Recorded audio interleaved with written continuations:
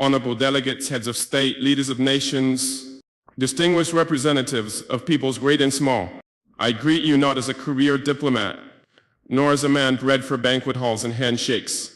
I do not come to you speaking the rehearsed language of polished politics. I come to you as a soldier of my people, as a guardian of a wounded land, as a son of a continent that has carried the cross of the world, yet has never worn its crown. My name is Captain Ibrahim Traoré, President of Burkina Faso, and today I speak not only for the 22 million souls in my nation, but for a continent whose stories have been twisted, whose pain has been ignored, and whose dignity has been repeatedly auctioned off at the altar of foreign interests.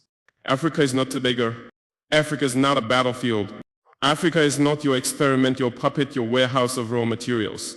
Africa is rising not to kneel, but to stand. And today I say before this great assembly of nations, Africa will not kneel.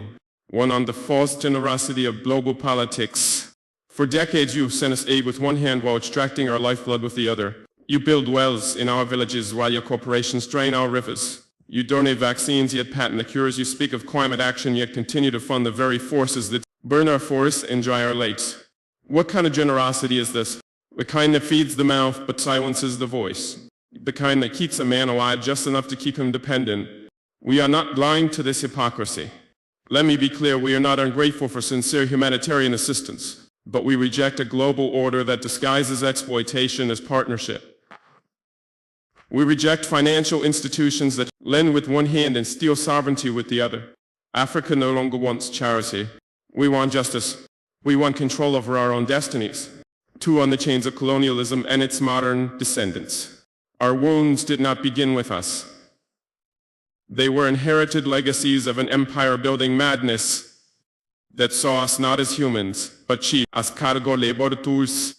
My ancestors were not consulted when maps were drawn with rulers and compasses in Berlin. The borders of Burkina Faso, like those of many African nations, were not carved by our ancestors, but by men who had never stepped foot on our soil, who knew nothing about languages, our tribes, or our spirits.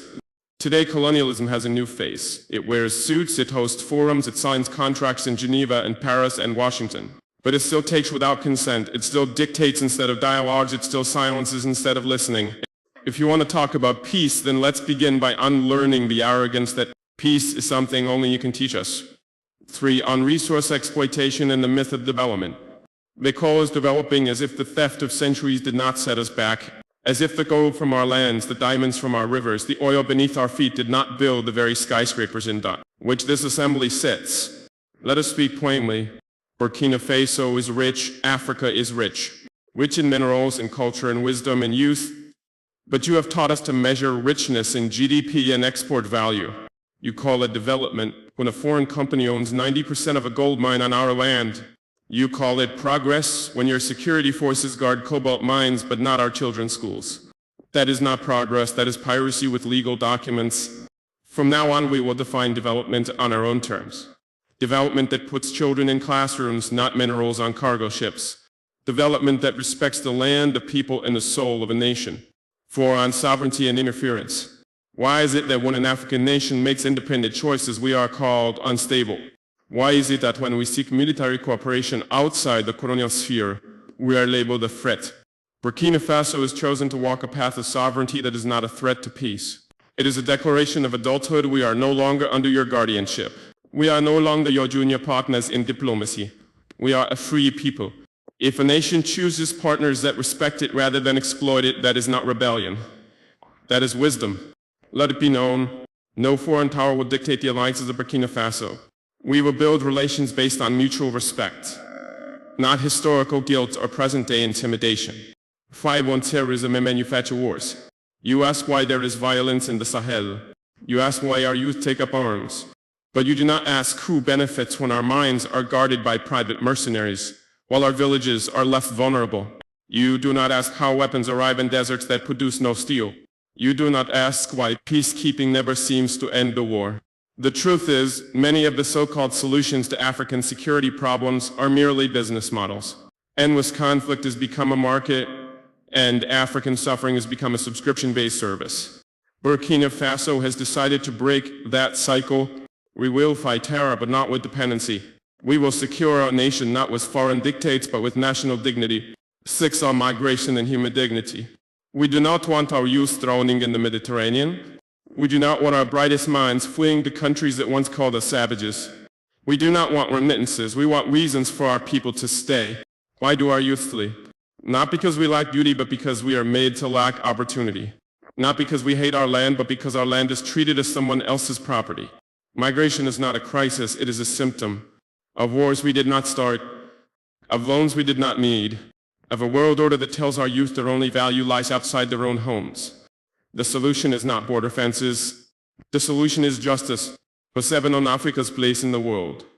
Africa is not a mistake to be fixed. Africa is not a failed continent. Africa is the womb of the world, the cradle of civilization, the keeper of tomorrow's hope. We have been made invisible in global decisions that affect us deeply. At the UN Security Council, Africa with 54 sovereign nations has no permanent seat. What justice is this? You call it balance? We call it betrayal. You speak of democracy, yet uphold a global structure where the powerful few veto the dreams of the many. We will no longer whisper in rooms where we deserve to speak with full voice. 8. On faith and spiritual dignity. We are a spiritual people. Before your cathedrals, our ancestors sang to the sky. Before your missionaries, we knew the language of the rivers and the laws of the sacred forest. Christianity came, Islam came, and we received them not as slaves but as seekers. But now we ask, will the church and the mosque stand with us, truly with us, when all people are displaced by greed, mosque as globalization? Will your pulpits echo our cries or only repeat the songs of the powerful?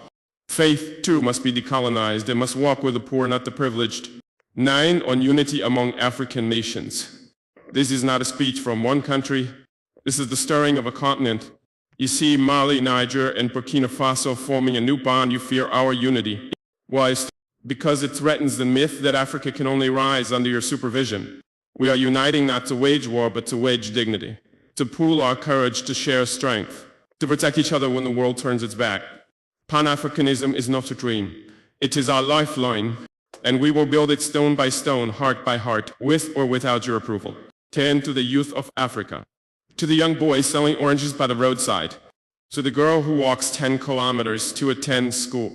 To the child whose only toy is a stone but who dreams of stars. You are the reason we fight. Do not believe the lie that your continent is cursed. You are the blessing. Do not envy foreign passports. Be proud of your name, your land, your roots. The world may not applaud you now, but the future will speak your name in honor. 11 final words. We will not kneel. I do not come to declare war, I come to declare will. So we will not kneel to fear. We will not kneel to foreign banks. We will not kneel to outdated empires masquerading as friends. Africa is not asking for a seat at your table. We are building our own a table where no child eats last. Where no nation is silenced because it lacks nuclear arms. Where justice is not filtered through the lens of race or history, but shared as breath is shared. This is our vision and this is our vow. Let the world hear it today and always. Africa will not kneel. Thank you.